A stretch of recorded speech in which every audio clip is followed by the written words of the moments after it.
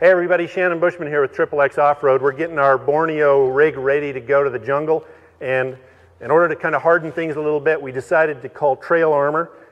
Andre Turner there is a kind of a master fabricator, jack of all trades, really knows his rigs and knows what they've got to have in order to get up armored, hence the name TrailArmor. You can check them out on the web at trailarmor.com.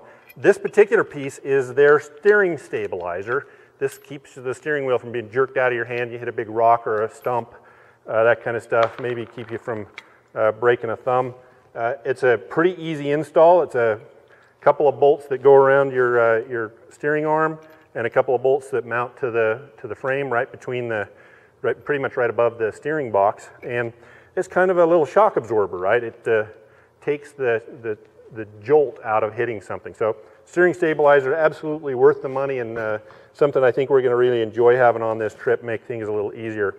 But the second thing that I really like is their new electric brake lock. That's different than emergency brake, different than a park brake. It's a brake lock.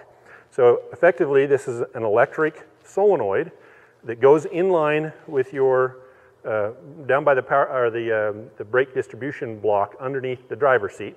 So a simple screw-in piece that pretty much goes in line with the existing stuff. You just kind of pull one end out, put it in here, this end in here, and reattach it into the block. And when you're done, you will have to bleed your brakes, but it's actually a pretty simple process. And then you've effectively got a wire that goes up to the dash with a fuse and a nice Carling switch, very similar to the Carling switches that are on the stock RZR. So, and it's red, so you know that it's the brake. But probably only take us 20-30 minutes max to install, but definitely something that we've got to have. If you've ever put a RZR in park on a hill and then tried to pull it out, it'll feel like you're going to break something. So a very useful piece. Now the third thing that we need, you may have seen me talking about the Warn dual battery switchover system. Now the way that system works is you have two batteries, and they're kind of connected together generally most of the time, but you put most of your accessories, things like your radios and your stereos and stuff like that, on the secondary battery, call it your accessory battery. When the combined voltage drops below 12.7 volts, it has a solenoid that effectively disconnects the second battery, at which point you're still safe to be able to get the vehicle started. Your stereo didn't run everything dead and leave you stranded in the boonies. That's a big deal when you're winching, right? If you're doing long winches, you need a lot of battery, and with two batteries, it's great. I can use the two batteries right up to the point where the voltage just dropped enough that I wouldn't be able to get it started again. Then it would just kind of pull the accessory battery dry, but I'd still be able to get the thing started, get out of where I'm at, wherever I am. But in order to put that in place, you need to have two batteries, which is not an easy thing to do on a RZR. So TrailArmor came up with this battery carrier that slips right into the same spot that your RZR battery carrier goes, and literally doesn't even take a whole lot more room, but it has the unique ability to hold a single Odyssey PC925 battery, which is a very popular replacement battery for the RZRs. They are like bulletproof batteries.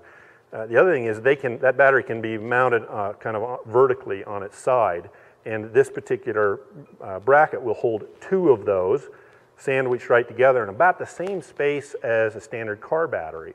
So true space saver type of thing, but it puts everything right where I need it. I don't have to find somewhere else on the RZR to stash a secondary battery, and this is really going to save us a lot of effort and time and space dealing with those two batteries and that switchover system from Warn. So perfect accessory for running two, but also a great holder for one. That plastic that's in there is not particularly good for holding a real heavy battery, which the Odyssey PC925s are. And the third piece is the fourth piece is they've come out with a full high-density plastic skid plates. This is the rocker cover that goes kind of under the passenger and driver's seat door. And if you can see the angle on this, it actually comes out and around the rocker panel and kind of gives you a gap so that it's a bit of a spring as I get up against a rock or a hard place. It wants to push me away as opposed to letting this get up into the body panels and tear the body panels apart. The plastic skid plates are truly skid plates. They're different than aluminum in that when you get up on a rock, they're going to kind of grease it and let you slide over, as opposed to aluminum, which tends to gall up on the rock and hang up. We ride a lot in Moab, and in Moab you really don't want aluminum. It just really hangs you up on the rock. It's the sandstone grabs a hold of it. This stuff just slides over it like grease. Now, a lot of people confuse a bash plate with a skid plate. Putting something like this on the bottom of your RZR doesn't make it bulletproof. It really does not. It just gives a surface that you can work your way over rocks and stuff. So honestly, I don't recommend putting any kind of armor on and then expecting you can just drive like crazy and be safe. All of these things flex. Aluminum flexes, plastic flexes, they all flex a certain amount. And if you hit a really hard rock, they're going to flex and things underneath are going to get hit. This is 1/2 inch thick, so it's actually pretty stiff, and I think it's probably about as stiff as aluminum. Maybe not quite as stiff, but certainly for the kind of rock crawling and getting over things in 4-wheel drive that we do.